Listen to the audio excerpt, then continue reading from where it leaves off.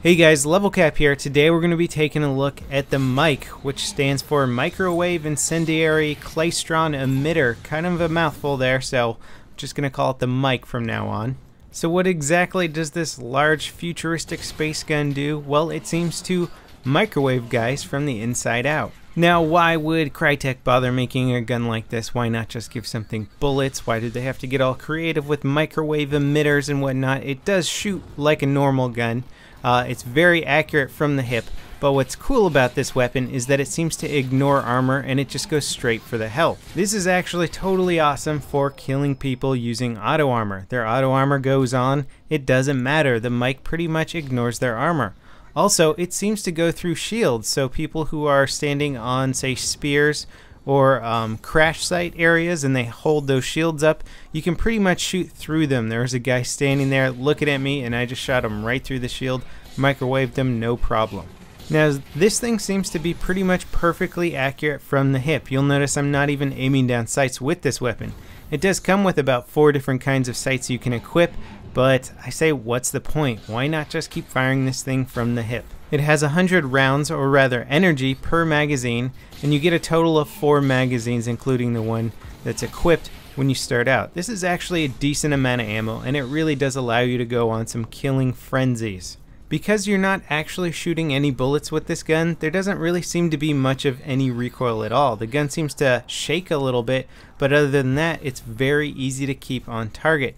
Also, because you're not firing bullets, the thing is very quiet when it's firing, so often enemies won't really realize what's going on, or they won't be able to pinpoint you as quickly just because they don't have that bullet sound that they're also used to hearing. So the M.I.K.E is actually quite nice for getting around unnoticed and getting in close quarters for those easy kills. In my experience, it actually seems to do alright at range as well. You're just going to have to stay on target for a while, so if somebody's moving around, bouncing around at range, you're going to really have to get your aim down. But other than that, it doesn't seem to have too much of a damage drop-off. I had no problem taking guys out at what I would consider medium range, as long as they don't move around too much. But I would recommend trying to get in close for the kill, just so they can't get away from you.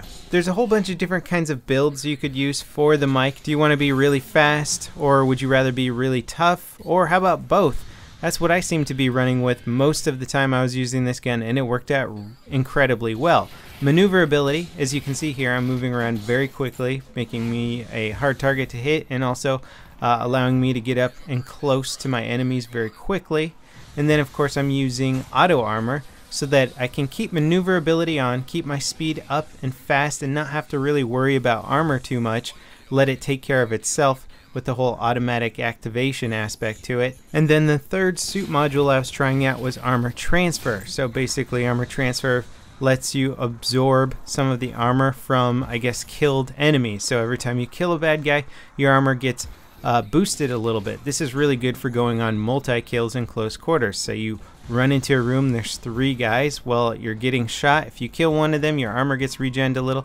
You kill another one, your armor gets regened even more. It can help keep you alive in sort of running gun crazy situations.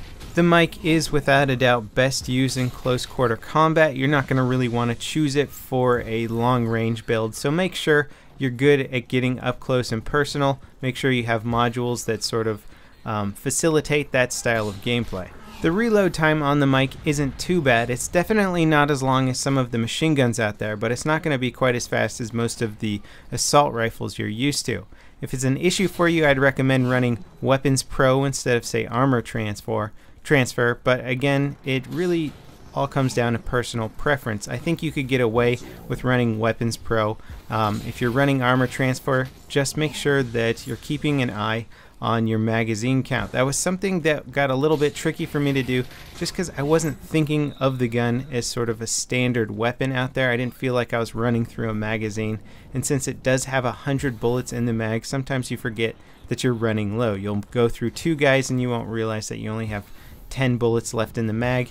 You'll run into the next engagement and you'll be out of ammo. So just make sure to keep an eye on that ammo, because it will run down pretty fast even though you seem to have a lot of bullets. All in all, I really do like the M.I.K.E a lot. I think it's a good alternative to, say, a pump action shotgun or the Jackal, or just something that's really good in close quarters. If that's your style, this is actually a pretty nice weapon to use. It's quiet, so you're not making quite as big a ruckus as you are with shotguns. So give it a try, let me know what you think. Thanks for watching the video, guys, and I'll see you next time. This is LevelCap, signing off.